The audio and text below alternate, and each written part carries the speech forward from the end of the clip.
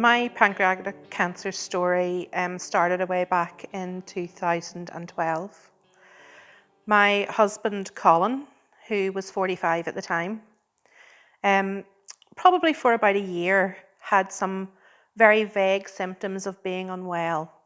He complained a little bit of feeling full after eating a meal. He complained a little bit of some back pain. He had lost a little bit of weight, not a lot of weight, but just a little bit. And he worked in a pharmacy. So a lot of these symptoms he didn't go to his GP about. He simply bought antacids over the counter. He bought diarrhea tablets over the counter because he was having some issues with his bowel, which he never ever spoke about or told us about until later. So this had been going on for a while. He then did go to see his GP and they did some bloods, and the only bloods that showed any issues were his liver function. But by this stage he also had some pain in the upper right quadrant of his tummy. So they felt that maybe there was something going on with his gallbladder. And the GP was going to do a referral to the surgical appointments at outpatients at our local hospital. That was around July, August time of 2012. We had our summer holiday, we came back, still wasn't feeling wonderful, a bit tired, but nothing dramatic at all. Until the beginning of November. Beginning of November, I'd gone to work. Colin phoned me at work and he says, look, I really wasn't feeling well this morning. I've got a lot of abdominal pain and I'm on my way to Craigavon to A&E. He says, I'll phone you and let you know what's happening. And about an hour later he phoned and he says, look, they've done some bloods. They think it might be appendicitis. Waiting on the blood results. I said, do you want me to come? Not at all, you stay and work. You just wait and you'll hear back from me. And then about another hour later he phoned and he said, I'm on my way home. The bloods show there's no infection. They've given me some painkillers. They've given me some laxatives because they think I'm a bit constipated. And I'm on my way home. And for 2 weeks, everything seemed fine. Didn't complain of any pain until Monday, the 26th of November. Getting ready that morning for work, and he went into the bathroom. And about 15 minutes later, he called me, and I went into the bathroom. He was standing holding onto the sink, and he says, I can't move with the pain. You know, I tried to get him to sit down. He could not let go of that sink. Tried to get him to walk with me back into the bedroom to sit in the bed. He couldn't take a step. And at that point, I thought, this is not right. You know, I phoned 999. Ambulance came. Blood pressure was up a little bit. They said, look, it's obviously abdominal pain. We're going to take him to A&E. And Aaron, our youngest, was still at home. And I said, look, I will leave Aaron to nursery. He was only 3. I'll leave him to nursery and I'll follow you over and meet you there, which I did. And by the time I had got there, he had been seen by a doctor and they said, look, we're going to go for an x-ray. They took him for an x-ray. He came back from x-ray. They said, look, we're going to follow it up with a scan. And what we think that there's a cyst on his gallbladder causing the problems. And I thought, grand, that's, you know, either antibiotics or surgery, maybe a surgery to drain it, but that will be it. And 2 hours later, we were still sitting in A&E and I saw the consultant coming in who I knew. I saw him speak to another doctor and I saw the sister of the A&E unit walk over to them and the 3 of them headed our direction. And as a nurse, I knew there's only a reason. There's only one reason why 3 people are coming to speak to you. And it was there in A&E that they told us that they had seen a mass in the pancreas and that they'd also seen multiple metastases in the liver. And you're left sitting in A&E. There was nobody else with us. They asked us to wait they were going to do some more bloods. So they took some more bloods. They then said, look, we're going to admit you for a couple of days to get some more tests done. We want to get a biopsy and everything done. And I then left to go home to speak to the family, to tell our oldest son, who was 19 at the time, what was happening and what we knew at that stage. Colin was in hospital just a couple of days. They did some more tests. The blood test showed that the tumour markers were very, very low. So we were sort of reassured by the medical team at that stage that it was probably a neuroendocrine cancer, and that if it was that, then there was treatments that we could receive, and there was a possibility of a longer term prognosis of maybe 15 to 20 years with treatment. But obviously we had to wait on the final biopsy results coming back. They should only take a week or so, and we should hear from them. And Colin was sent home. We got home that evening, and it was simple things like he couldn't lie back in bed, but there was nobody to ring about any equipment, so we went and we bought a bed rest so that he was more upright for comfort. The same with a chair. We had to get him a high back chair. He couldn't sit back in a chair. We left the letter into his GP, and his GP phoned and said, look, do you need anything? Do you need any pain relief? And nearly 3 weeks go by, and we still haven't heard back from anybody in the hospital. So then I started phoning the secretary of the consultant, and eventually we were told to come over that day at the end of the consultant's clinic. And the two of us walked in just with the consultant there, and he said, unfortunately, it is adenocarcinoma, and really there is no further treatment. I will refer you to speak to someone about chemotherapy or radiotherapy, but at this stage we're looking at a palliative. And the two of us came out. We weren't in many more than 10-15 minutes.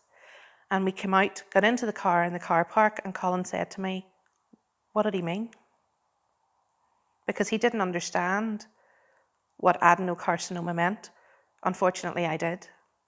And that I had to sit in the car park of the hospital and tell him what it meant. And that was probably the hardest part of it all. But we continued at home. Again, we were waiting on support. We were told that a referral had been made to the nurse specialist team.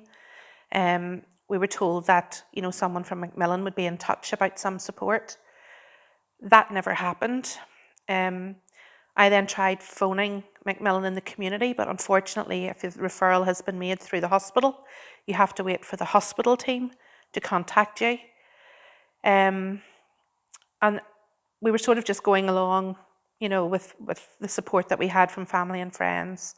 And Colin's sister was a district nurse, so she was a good support.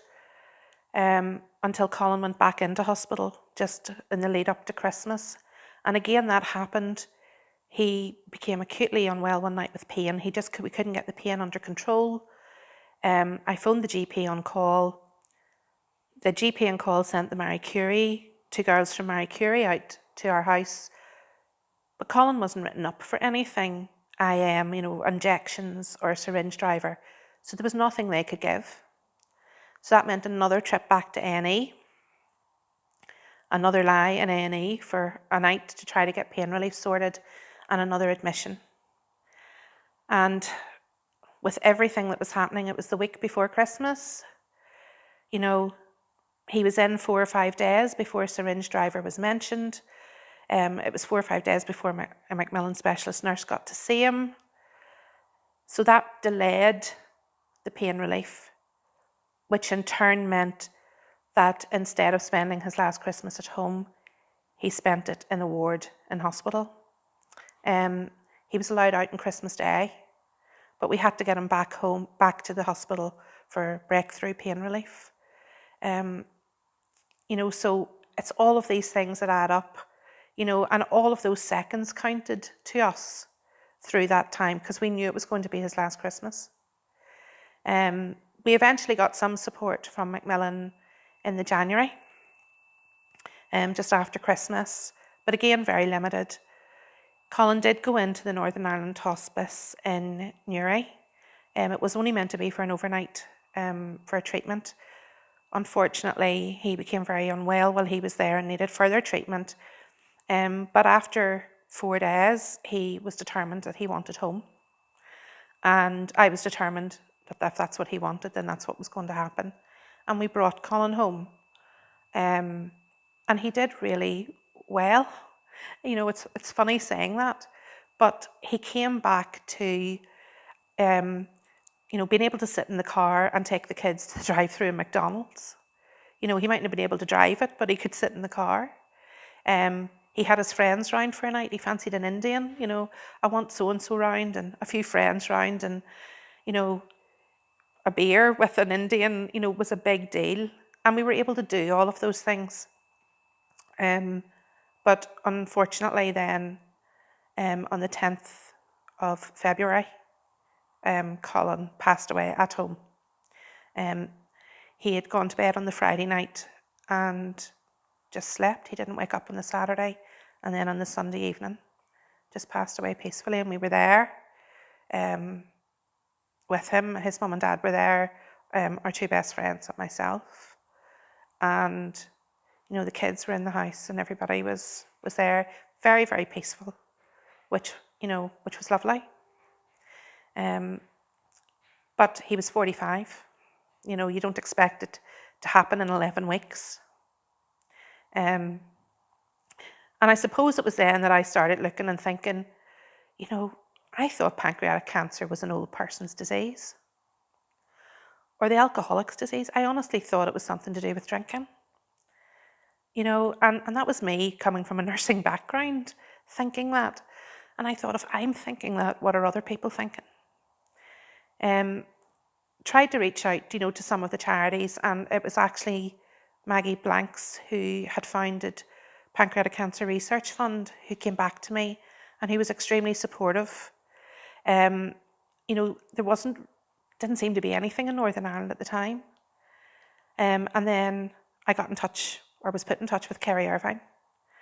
And Kerry's story and my own story, we had so many similarities. And just the two of us talking together, we decided, something, we need to do something more.